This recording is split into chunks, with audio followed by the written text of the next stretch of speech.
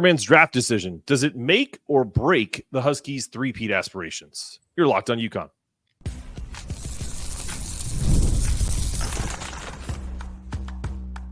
You are Locked On UConn, your daily podcast on the UConn Huskies, part of the Locked On Podcast Network, your team every day.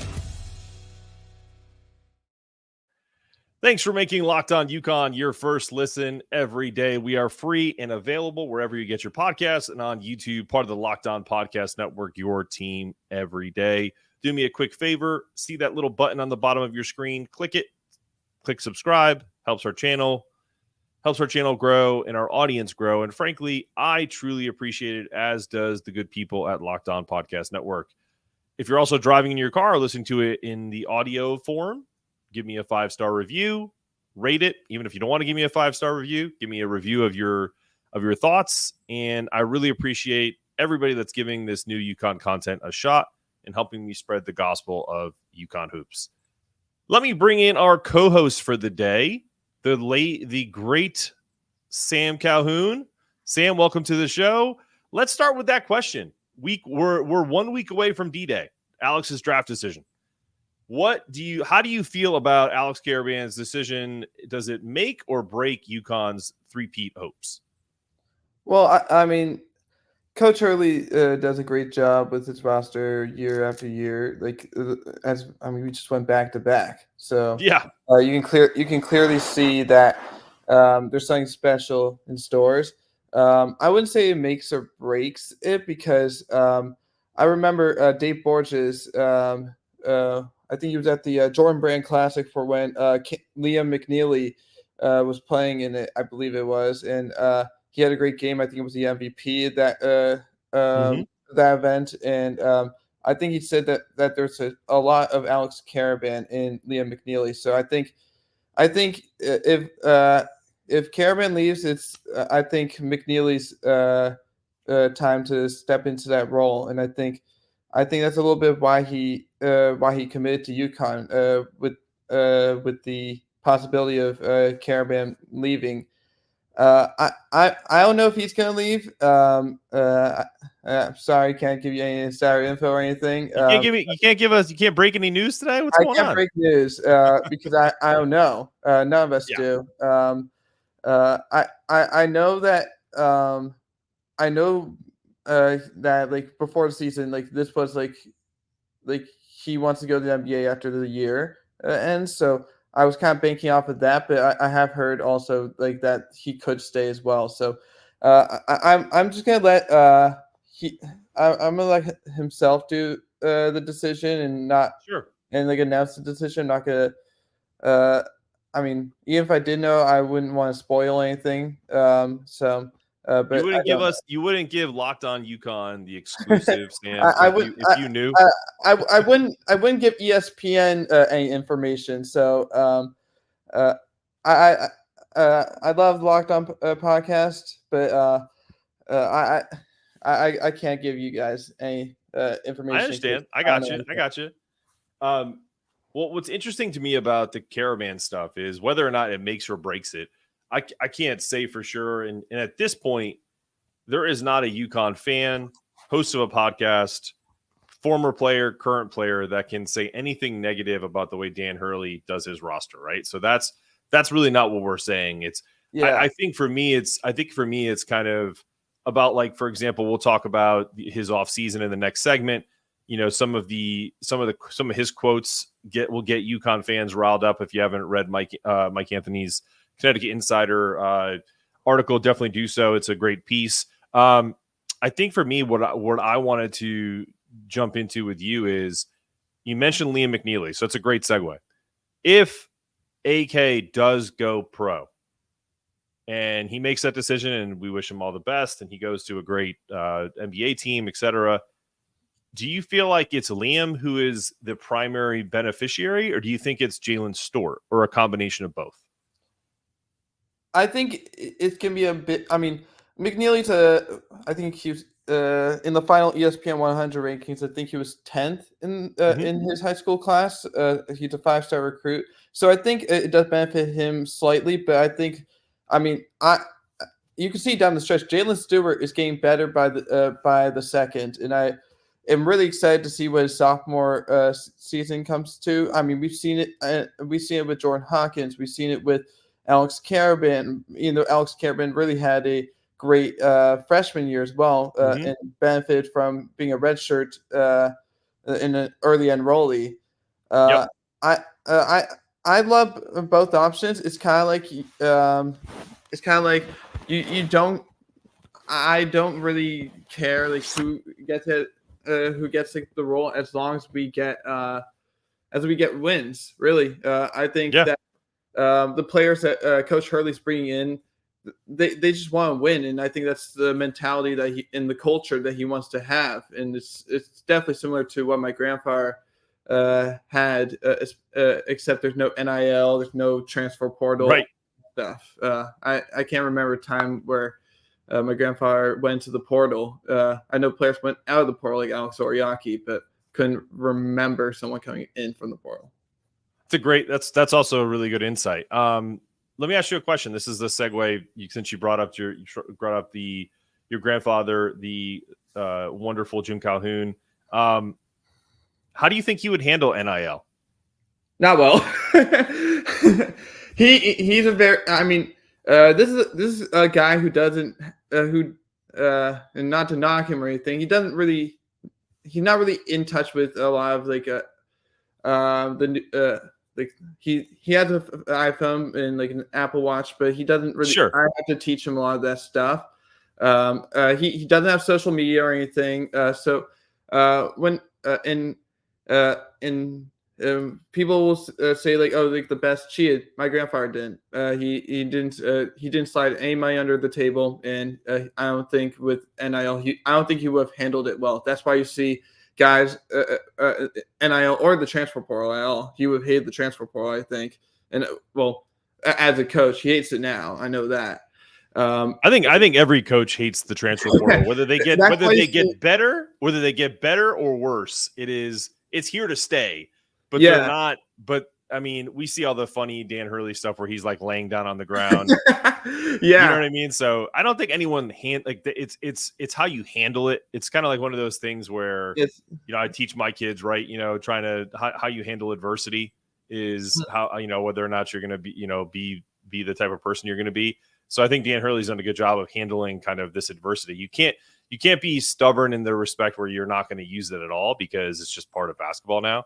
So I and listen, him a lot better than I do, but I have a sneaking suspicion that if your grandfather was in his prime, this came about, he would hate it, but he would adjust. Oh yeah. I mean, when there was thoughts about him getting to Northwestern before UConn, I think he also, he could have gone anywhere and really succeeded. So, he would have adjusted well. I mean, the thing is, this whole NIL and the transfer portal thing, that's why you see Mike Krzyzewski leave, Rory Williams leave, Jay Wright leave. They all really hated it. And I mean, they had Hall of Fame, fantastic careers, some of the greatest coaches that I've gotten to see on the sidelines. I mean, there's some that coaches that have been around in the 80s, 90s, 2000s, 2010s that have stuck with it. And I mean, you talk about Rick Pitino, Scott Drew, like those Bill Self, those guys have embraced it. So I mean, it's just kind of like you kind of have to deal with it.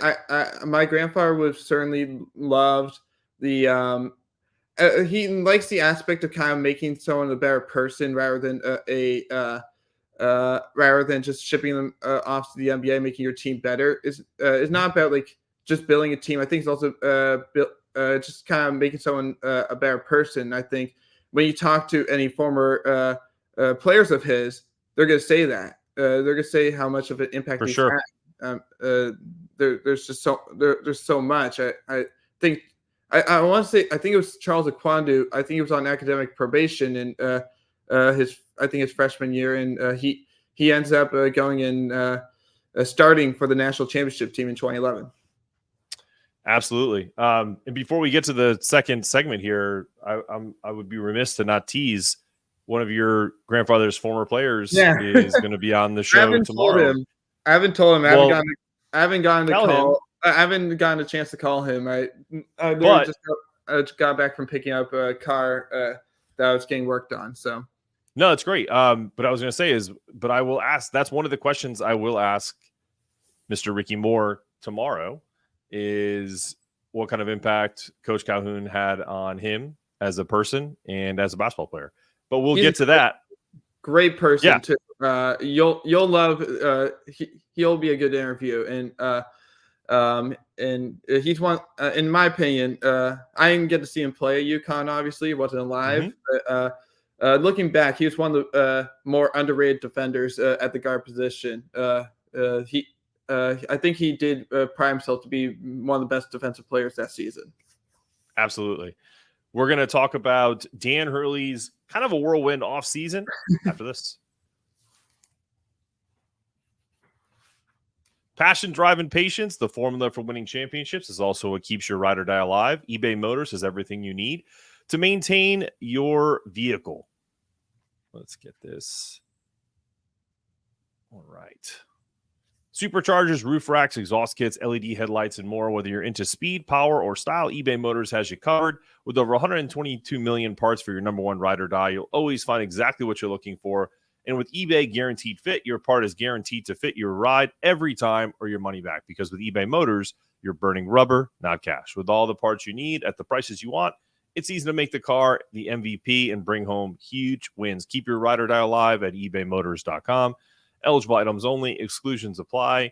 eBay Guaranteed Fit only available to U.S.-based customers. Okay. Let's bring Sam Calhoun back. Sam, welcome back to the program. Do you think I asked you this in pre-show? Do you think coaches right now across the country who have, and think about it, like your grandfather was labeled not being able to win the big one, as silly as that sounds now, as a 3-time national champion, right?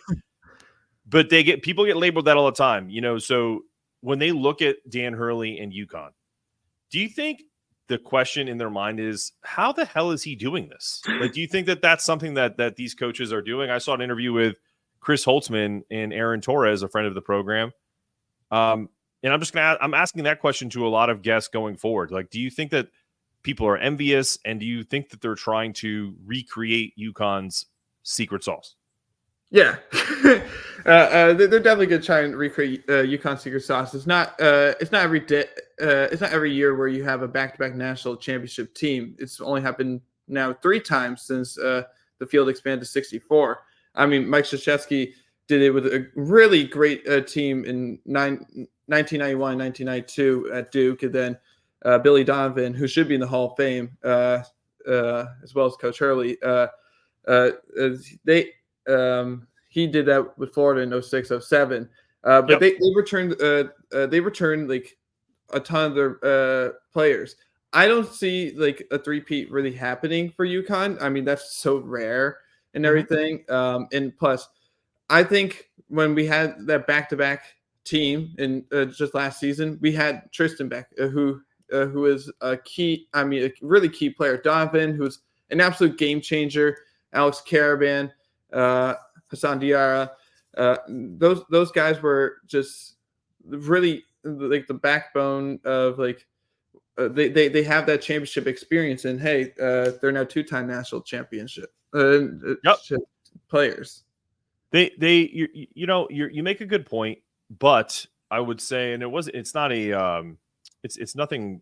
It's more of just kind of like, I think you're right, because the odds, it's kind of like just playing the odds. The odds of them winning a 3rd straight national championship are against them. However, if you look at the quote from Dan Hurley from Mike Anthony's speech, and I'm gonna read it to you. This has been screenshotted and put across UConn Twitter for quite a few people to see. It says, and this is a direct quote from Daniel Hurley. In quotes, "I hear the same geniuses that either thought we would have no chance or not be ranked in the top 10, and they're doing the same thing now that they did last offseason. And people trying to compare next year's UConn team to last year's UConn team, we don't have to be as good as last year's team. So don't compare the team who we are at the end of last year and we won in such a dominant fashion that we could be 8 points worse and still win it. Keep doubting UConn. That UConn versus the world thing, I love it. So that's a direct quote from Danny Hurley, and I tend to agree with it. And I say that to make my point where when people are saying things like, "Oh man, you're crazy," like there's no way they're going to win 3 in a row. It's like, well, those same people. I will shout out my barber down here in North Carolina. At the beginning of the year, I said to him, UConn's a legitimate shot to win the national championship. And when the tournament started, he said, your guy's going to win it all. And I said, absolutely. And he said, man, you're crazy. They're going to lose to some team that's going to get hot and shoot well. And I said, okay, we'll see. We have made a little bet, and I still haven't collected.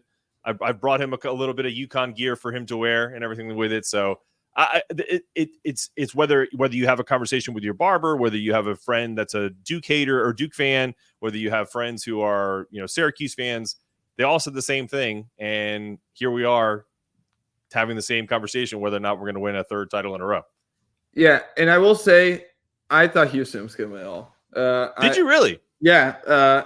And my grandfather will agree with me on this one as well. I thought they play hard. The only team that played harder than UConn was Houston. And I agree. I agree with that. Yeah, and with the Shed injury, it definitely was a kind of a it was kind of like oh god, they're not gonna get even to the Final Four.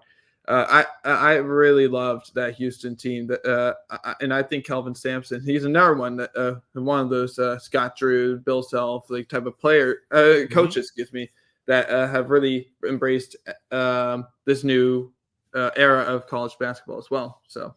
Yeah, no, I don't disagree with you on the Houston angle. I had them in the Final Four. I had them playing UConn in the title game. I thought they would have beaten Purdue had they gotten that far. But that Shed injury is what really derailed that team. He was great. Oh my god, he's a fantastic player. Holy crap! Good. Our one of our buddies and our favorites on UConn Twitter, John Fanta, put out a way too early top 25. He has UConn at 2, and this is what he said. This is contingent on Alex Karaban, whose NBA draft is the biggest on the radar. Karaban could be a back-end first-round pick or an early second-rounder if he comes back to Stores. He would be a focal point of a program trying to do something we have not seen since the days of John Wooden and UCLA. Neither choice would be a bad one, but I believe the stretch forward ends up returning. So he's predicting Alex Karaban is coming back, and UConn would be ranked 2nd going into the season next year. Do you think that's appropriate? Top two or three team in the country? Yes. And I think when you add A. Mahaney, who I think was an excellent guard at St. Mary's, and I mean, I'm sure. I mean, we saw him play us 2 tournaments ago. Sure. In Albany. I was there for that. I think the Dickinson return definitely puts Kansas 1. And he did. And look, I think that's a top. I think we are a top 5 team and certainly top 10 team in the country, even if Alex doesn't return, because I think we just have. It's almost just like a rebuild. So like it's kind of almost like what Alabama does with football in a way. Yeah. Where they just kind of, it's like the next man up, and they produce just as well. And I do expect that with this group. So, and I totally agree with you. And I said this the other day, Sam, so we're lockstep there. But my only thing that I dislike about the way the media covers UConn is if we were truly like Alabama football, we'd be ranked preseason number 1. And regardless of what Kansas did, because the way the football programs work, whether it's Georgia or Alabama, those 2 teams, whoever wins the national championship, when they come back and they have a 5-star recruiting class, or they have, guys coming back, like if Alex Karaban comes back, we should be preseason number 1. That's my opinion. If he's not back, I think he could put us at 5, maybe 4, just because some of the guys are quote unquote unproven.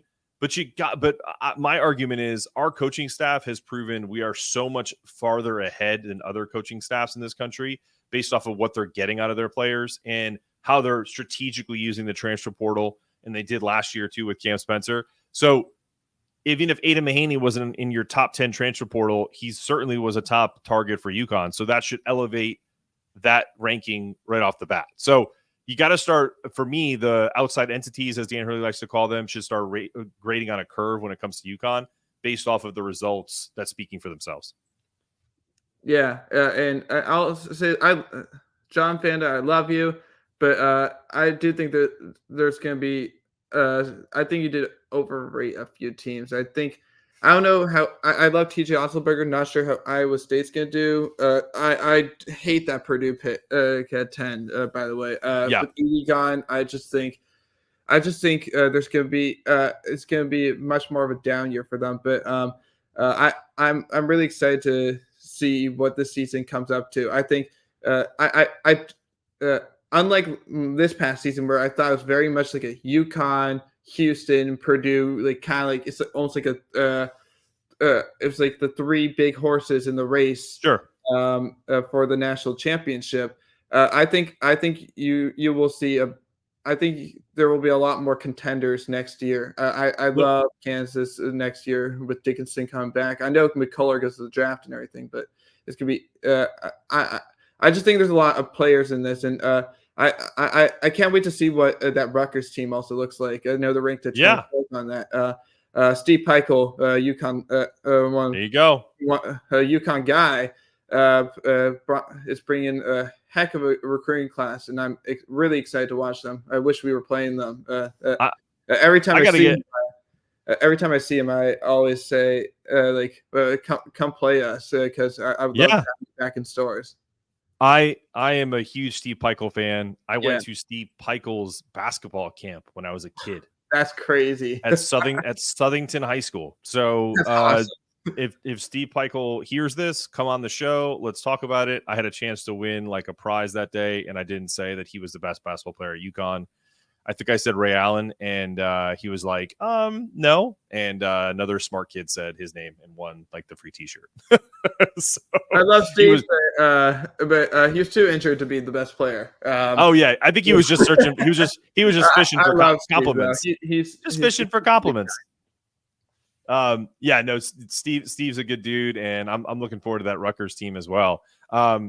I'm not asking you this question, Sam. This is more for the listeners. Are you watching Fox Sports or ESPN on your TV all day? Have to turn down the volume with all that shouting? Make the switch to Locked On Sports Today, a free 24/7 sports streaming channel program for you every day to bring you the biggest stories without all the screaming. Locked On Sports Today brings you the can't-miss analysis and opinions and news, streaming 24/7 on YouTube or the free Amazon Fire TV channels app, part of the Locked On Podcast Network. Your team every day. When we come back, we are going to put Sam through the paces with a game that we started last week called Who Do You Want? We'll talk after this. All right, Sam, we're back. Segment 3 of the program. I did this with Matt Edwards of the Dream Season Pod last Friday. It's a fun game. It's just like association. You don't have to give us I know you're a journalism major. This is more just kind of like totally stream of consciousness. So some of the questions are, who do you want as a college roommate? Who would you want as a tennis partner? All that stuff. So we're gonna start with the question I had for Matt last week, which is, you're driving a big minivan. I just bought a minivan for my family. Okay, that's what this inspired this line of questioning. You got 7 seats behind you, but we're talking about basketball players. So I'm only asking for 4. You can pick 4 players to take a road trip with, because I don't think you're going to fit 8 basketball players or coaches that are large men in the back of your minivan. So who are you taking on a road trip across country, UConn related? You can give me 4 coaches, players, past or present.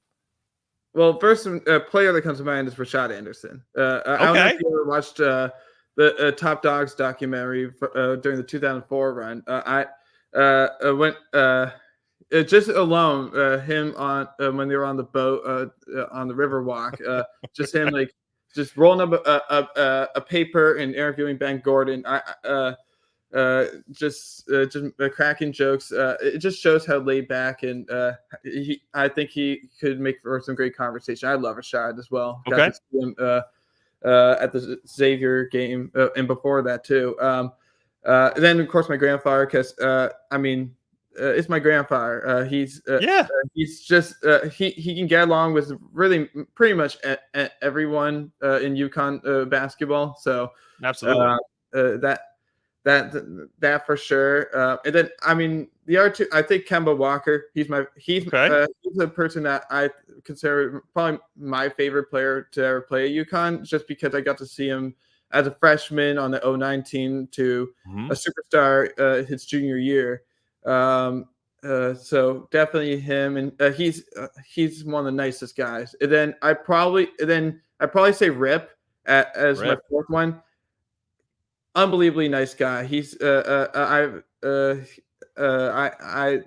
got a chance to talk to him a lot when we were out in Kansas City for the College Basketball Hall of Fame induction, and then of course got to run into him at his jersey retirement earlier this year. So so Rashad Anderson, my grandfather, Rip Hamilton, and Kemba Walker are my four. I love it. Okay, that's a good foursome. I love Rashad being the first one. I know what you're talking about. I haven't seen that Top Dogs documentary in a long time. That may be worth another look through at some point. Okay, you're in college currently. If you could pick one player or coach to be your college roommate, who would it be? One player or coach to be my college roommate? Yes, and they'd be your same age. So they're in college too. Can I say my Uncle Jeff, who played for UConn? Of course.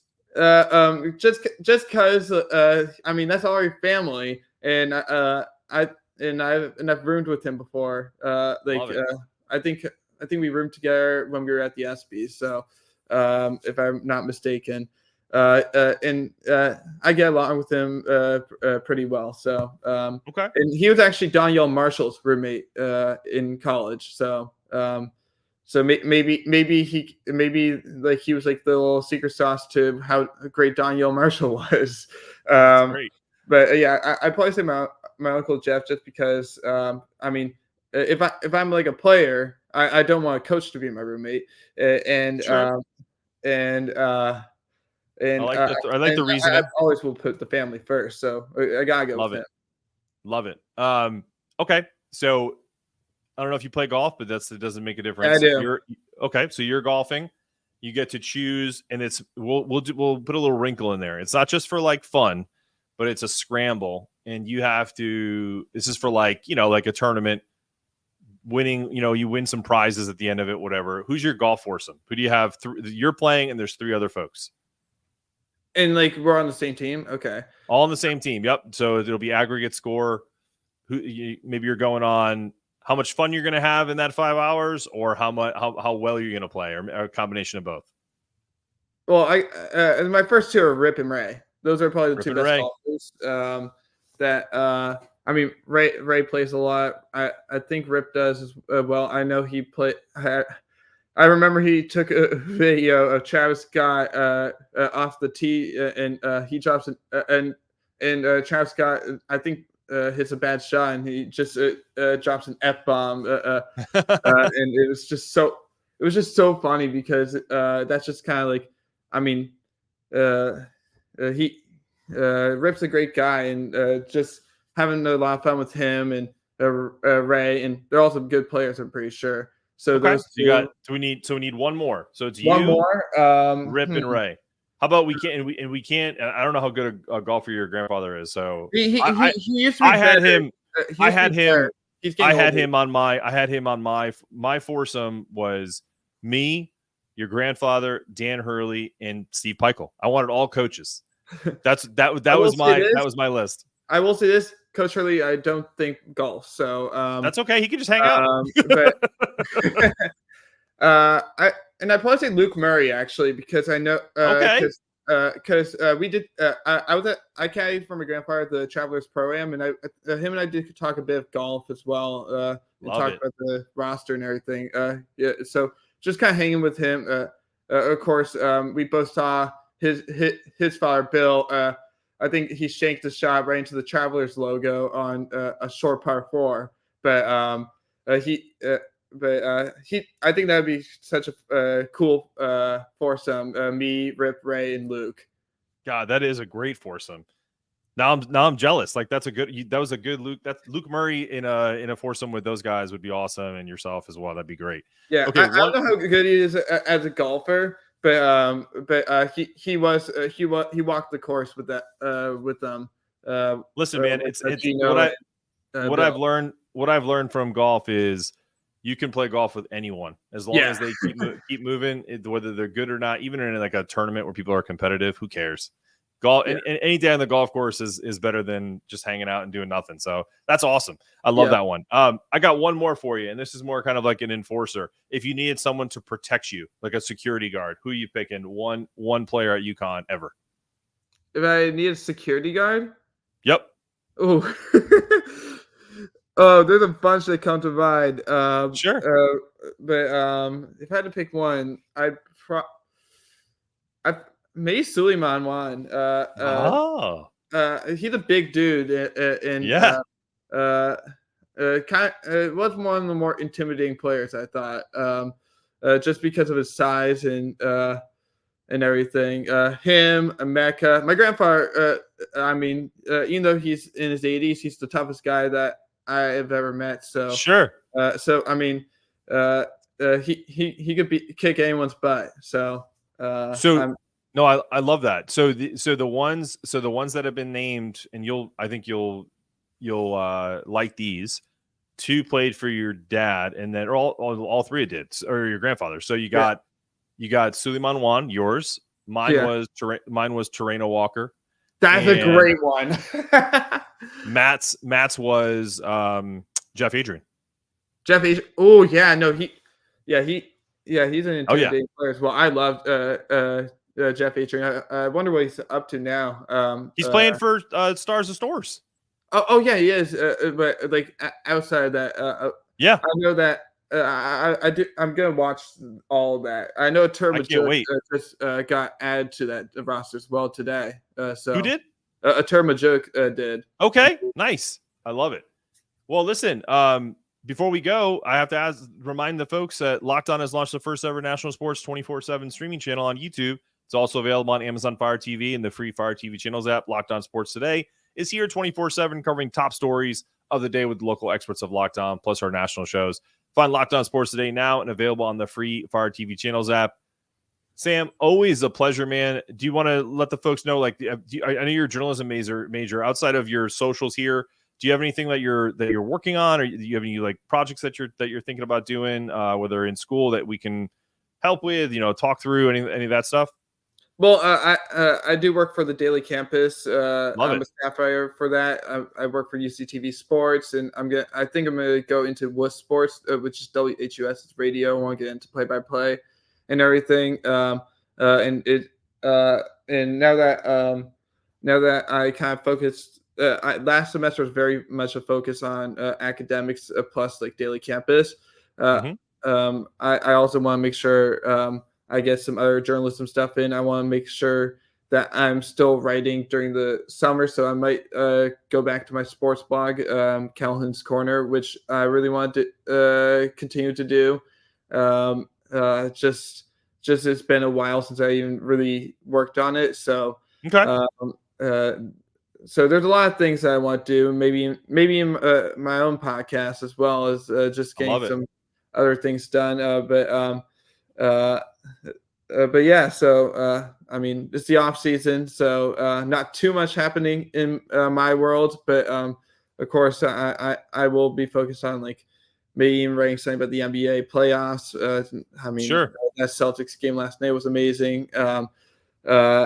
And I'm a Celtics fan, so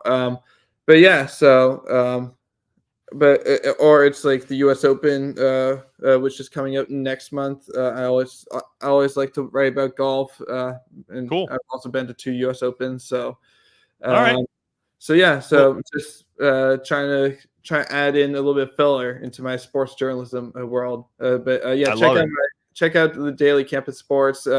Of course, we have kind of a new kind of like group coming in with both of our editors leaving, but please check out not only my articles, but everyone else's, from our sports editors to Bridget and Connor to everyone that's on that staff. Please don't hesitate to check all of them out. Okay. No, I appreciate that, man. And we'll definitely support you any way we can and give them shouts out as we go along. But this has been another episode of Locked On UConn. For Sam Calhoun, I'm your host, Mark Zanetto, asking you to stay locked in, stay connected, make sure your toughness meter is always rising, and as always, go Huskies.